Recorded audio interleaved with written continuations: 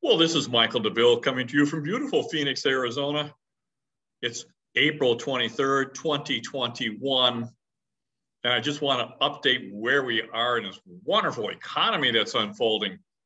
Now, early in the year, we talked about the fact that I thought we had first and second quarter were going to be pretty amazing.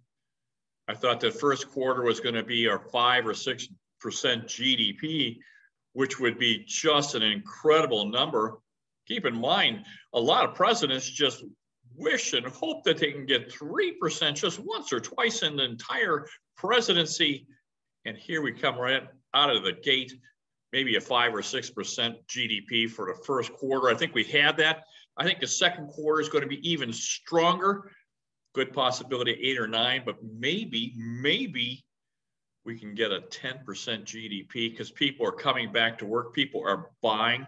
The manufacturing and industrials, service industries are just going gangbusters. Lots of people buying. Things are being made. People are spending money. We have some velocity of money. And you probably noticed that inflation has come up a little bit. So we want to talk about some of those things and what the ramifications are.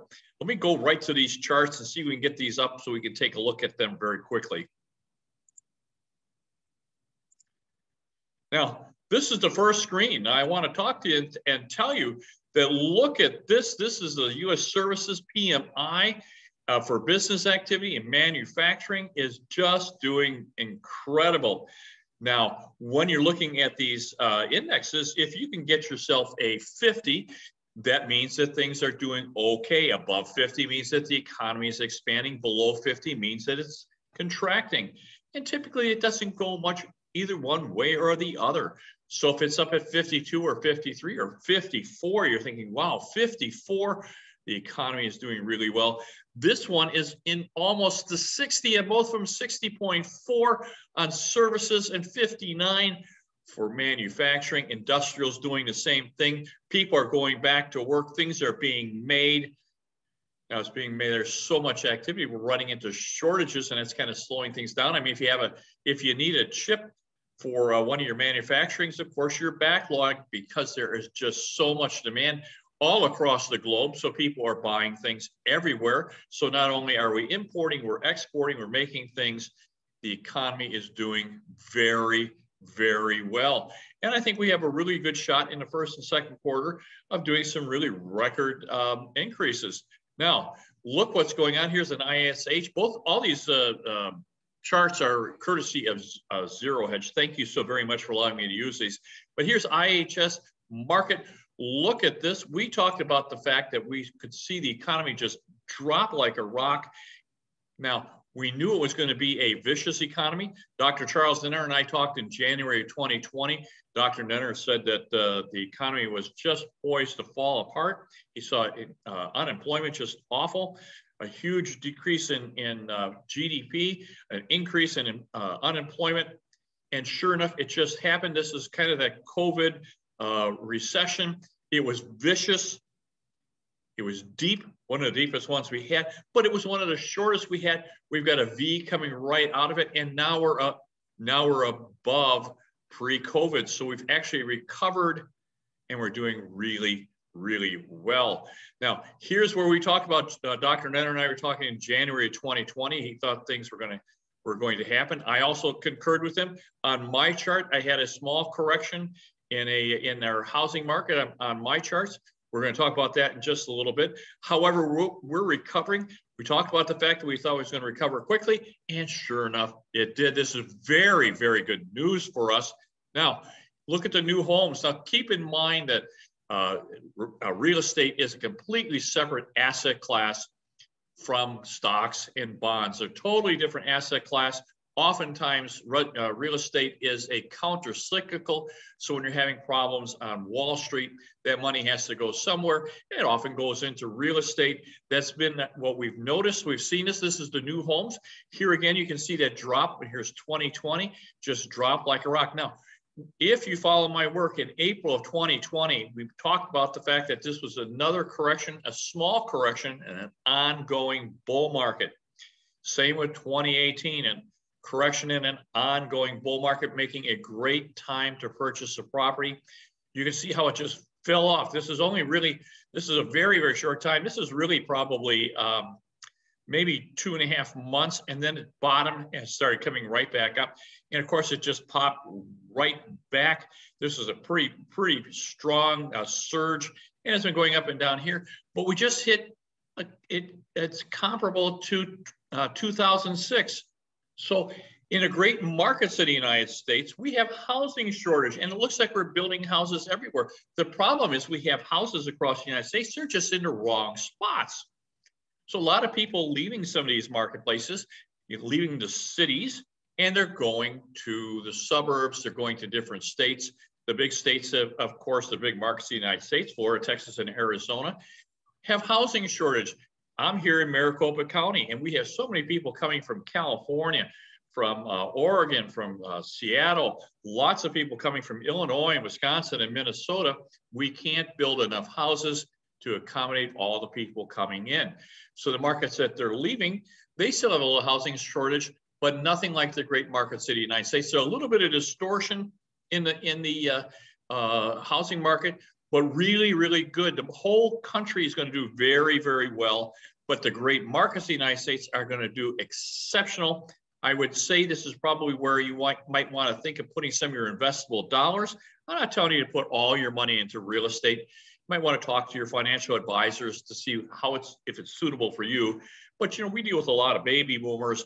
They're looking for income. They're looking for long-term capital gains.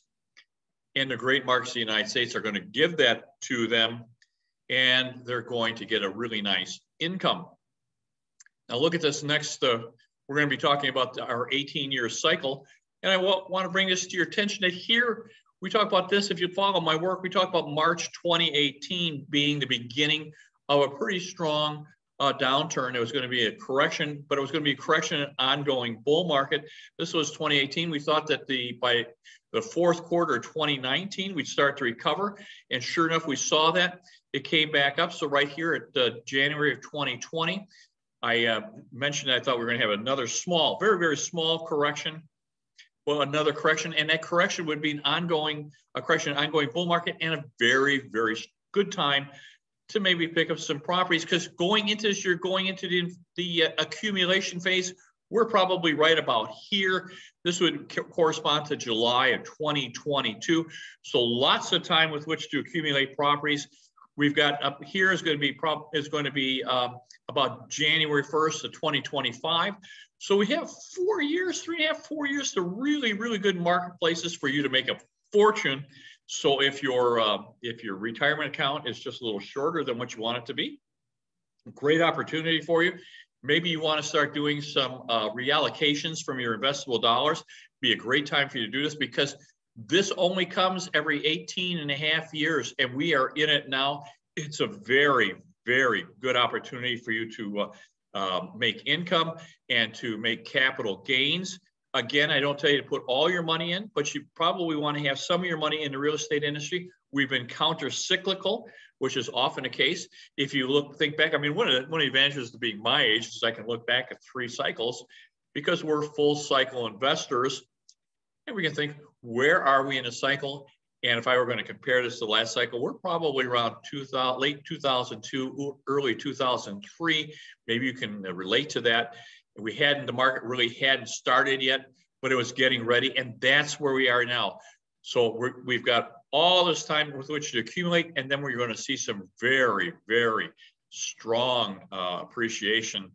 And unless my cycle is completely wrong, which it hasn't, it's served me pretty well, I think we're going to all make a fortune.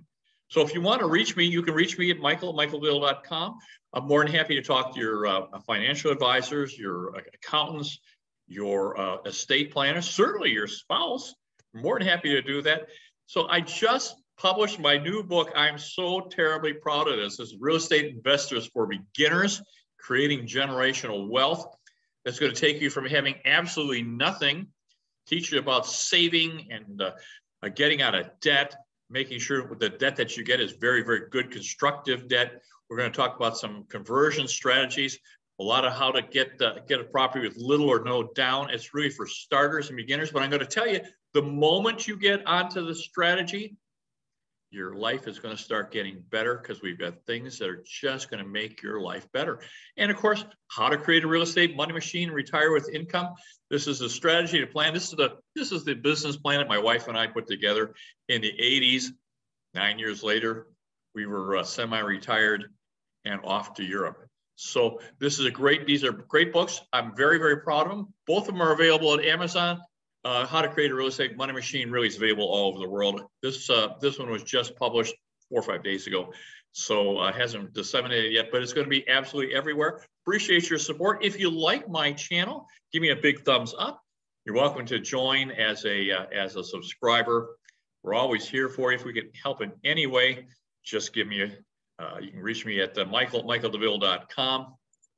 It's a great economy. It's going to be good for a little while. Now, let's keep this in mind. It's not going to be this good forever. We have a really good, strong economy. It's a great time for you to do some investing. You're going to have some extra cash. This is really, really a good time for you, but it's not going to last. We can't stay and sustain this type of level forever. So I'm expecting probably in the third and fourth quarter, things to slow down and get back to normal because we are really on fire. That fire is going to get quenched a little bit. People are going to say, oh my gosh, it's really slowing down. Well, it's going back to normal. And normal is just fine. Keep in mind, normal is good. So things are going to get great if I can help it anyway, literally anyway. We have a great staff here. We're very, very good at what we do. And I'm more than happy to talk to you. My very best. We'll see you. Bye-bye now.